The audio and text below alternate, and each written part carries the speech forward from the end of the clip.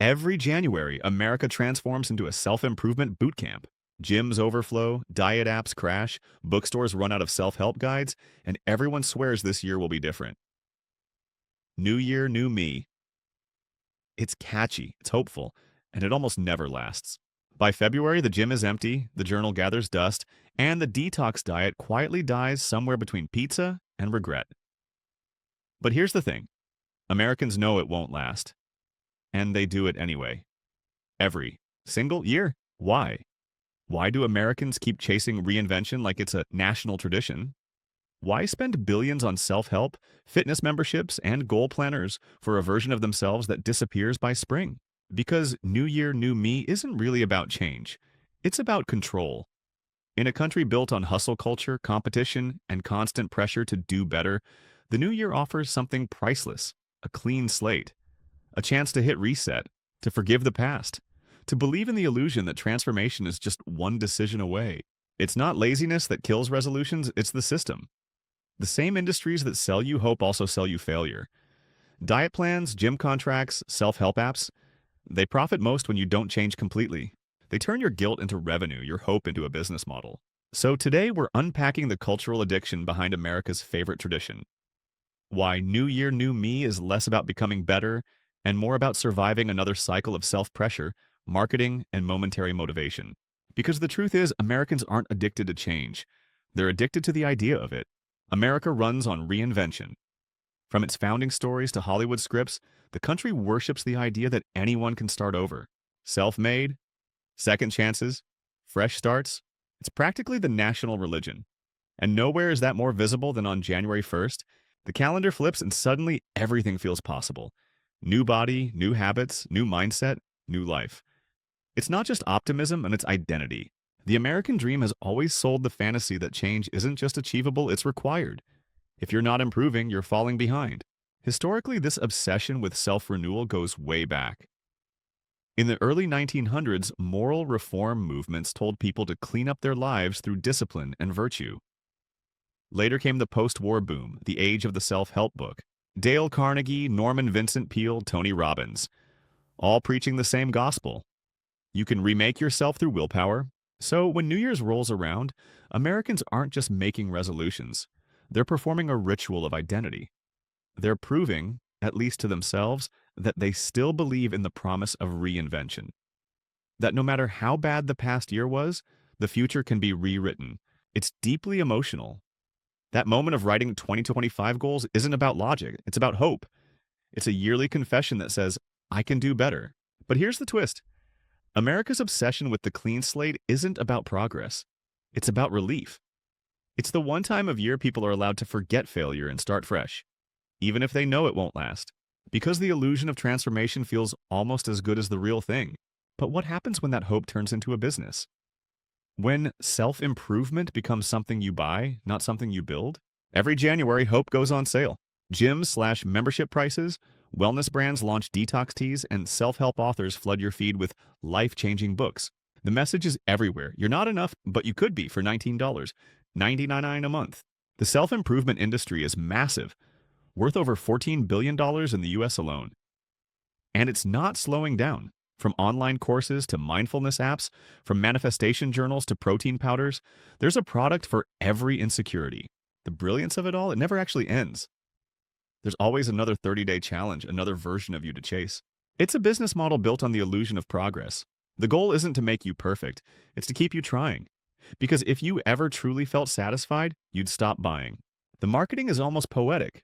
It doesn't shame you outright. It seduces you. You deserve better. Become your best self.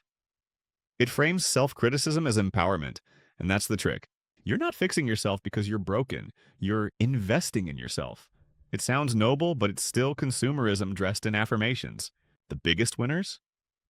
Gyms and diet companies. Every January, they rake in millions from New Year's signups, even though 80% of those memberships go unused by March. The profit isn't in your discipline, it's in your dropout. And social media turbocharges it all. Influencers show perfect routines, spotless kitchens, and morning motivation reels. You don't just want to improve, you want to look like you're improving. It's not self-help anymore, it's self-marketing. So yeah, the new year, new me mindset feels empowering. But most of the time, it's not self-transformation. It's self-consumption. And the deeper problem isn't the spending, it's the burnout that follows, because when the motivation fades, guilt takes over. It always starts the same way. January 1st, you're fired up, unstoppable. The gym is packed, planners are filled, water bottles are lined up like soldiers. You're ready to conquer the year. Then comes February. The gym is half empty, the meal plan is forgotten, and that $60 bullet journal is now a coaster. What happened? This isn't laziness. It's resolution fatigue. Your brain wasn't built for constant high effort motivation. Willpower is like a battery, powerful but limited. And when you drain it too fast, it dies. The new year, new me mindset pushes people to go all in. Total reinvention overnight. New diet, new sleep schedule, new habits, new life. It's too much too soon. Psychologists call this the fresh start fallacy. We overestimate how much a calendar change can reset our lives. But the truth is, January 1st is just another Monday in disguise. The same problems, same habits, same stress, just with more pressure. Then guilt creeps in. You start missing workouts, eating off plan, skipping journaling. Suddenly, the motivation turns into self-criticism. Why can't I stick to anything? That's when most people give up, not because they don't care, but because the shame of failing feels worse than the satisfaction of trying. And the system feeds on that guilt. The same companies that sold you the new you are ready to sell you redemption. Restart your journey. Don't quit now. New month, new chance. It's the same emotional loop, recycled endlessly. In the end, the burnout isn't from failure, it's from expectations. Americans don't just want to improve, they want to transform. Instantly. And when they can't, it feels like moral defeat. But here's the twist. Maybe the real addiction isn't to self-improvement, but to the feeling of starting over. Next, why Americans crave the reset, and how the clean slate offers emotional escape more than real change. There's a reason Americans love the clean slate. It's not just about goals, it's about escape. Think about it. Life rarely offers real restarts. You can't undo mistakes, rewrite your past, or control the chaos around you. But January 1st, that's the illusion of total control. A day when everyone collectively agrees, you get another shot. It's psychological magic. That's what experts call the temporal landmark effect. When a big event, like a birthday, a new year, or even a Monday, separates old you from new you, your brain feels re-energized. It creates distance from past failures. You tell yourself, that was the old me. This time it'll be different. It's comforting. Starting over makes us feel like we're rewriting the narrative, even when nothing has really changed. It's emotional cleansing disguised as productivity. You feel lighter, hopeful, reborn, even if all you did was buy a new planner and a smoothie blender. And in a culture that rarely slows down, that reset high is intoxicating. Life in America moves fast, new trends, new news, new pressures. Everything's built on reinvention. So it's no surprise that people crave fresh starts. It's the one socially acceptable way to admit that things aren't okay, without calling it failure. But the high fades. The same way a sugar rush crashes, the emotional boost from starting over eventually wears off. And you're left facing the same old habits again. That's when reality hits. It's not new beginnings we need. It's consistency. But consistency isn't sexy. It doesn't sell gym memberships or self-help books. And that's why the cycle keeps repeating. Every January, millions chase the same high. Not because they believe they'll change, but because for a moment, it feels like they already have. But what happens when the new year, new me mindset goes beyond fitness and goals? When it starts shaping identity itself? In a country where church attendance is down, community bonds are weaker, and traditional belief systems are fading, something had to replace them. And it did, self-improvement. For many Americans, becoming your best self isn't just a goal anymore, it's a moral duty. The gym is the new temple, journaling is confession, and morning routines are rituals. New Year, New Me isn't just a slogan, it's scripture. This obsession with self-transformation runs deep in American DNA. It's tied to the belief that success equals virtue, that productivity equals worth, that if you're not improving, you're failing. It's a belief system built on hustle, guilt, and redemption, all dressed up as wellness. And like any religion, it comes with prophets. The self-help gurus, life coaches, and mindset mentors who preach that salvation lies within, as long as you buy their course. Their sermons sound spiritual but land like sales pitches. You can change your life, they say, but hurry, this offer ends at midnight. The language even mirrors faith. Trust the process. Manifest your destiny. Believe in yourself. It's comforting, inspiring, and monetized. The promise of becoming better never ends because there's always a higher level to reach, a purer, more perfect you. But here's the catch: when improvement becomes identity, failure feels like sin. You're not just missing goals, you're disappointing yourself. That's why so many Americans spiral when they fall off their resolutions. It's not just losing motivation, it's losing meaning.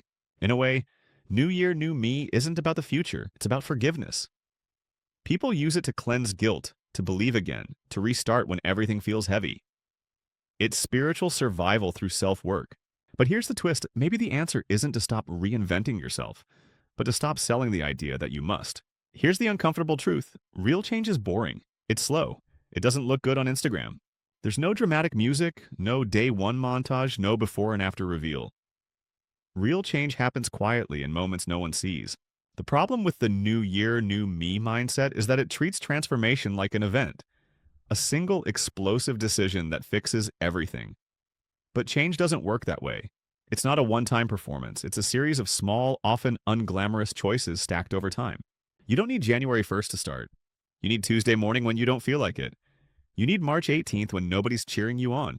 You need the discipline to keep going when the excitement wears off, and that because it always does. Psychologists say lasting change comes from identity-based habits.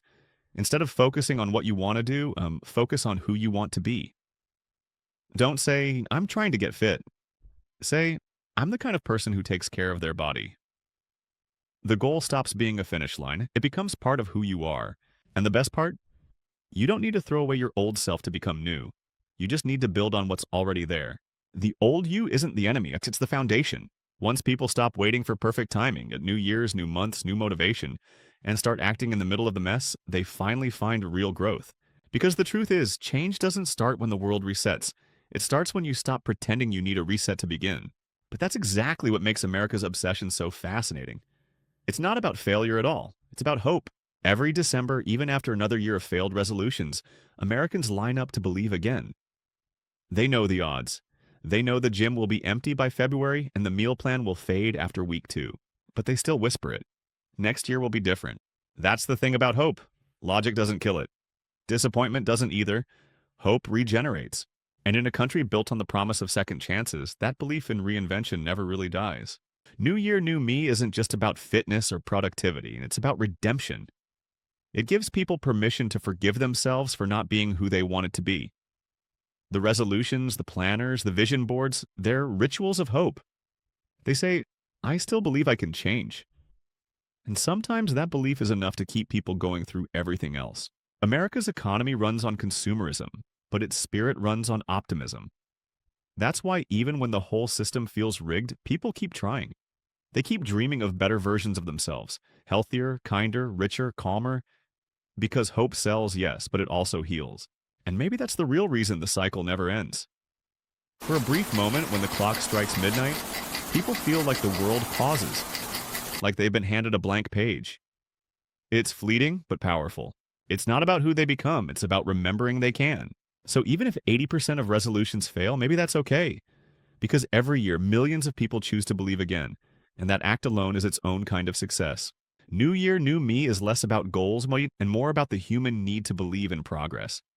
It's proof that even when life feels heavy, people still crave the idea of a restart. But in America, that craving has turned into a cultural engine. Part therapy, part business, part national identity. The obsession says something powerful about the country itself. America was built on the promise that you can always reinvent yourself, that no past mistake defines you, that you can climb higher if you just work harder. That optimism shaped generations. But somewhere along the way, self-improvement stopped being freedom and started feeling like a burden. The pressure to be better never switches off. You're not just living, and you're constantly upgrading. Every January, Americans repeat the same ritual, not because they're foolish, but because they're hopeful. The resolutions, the gym memberships, the detoxes, they're expressions of faith.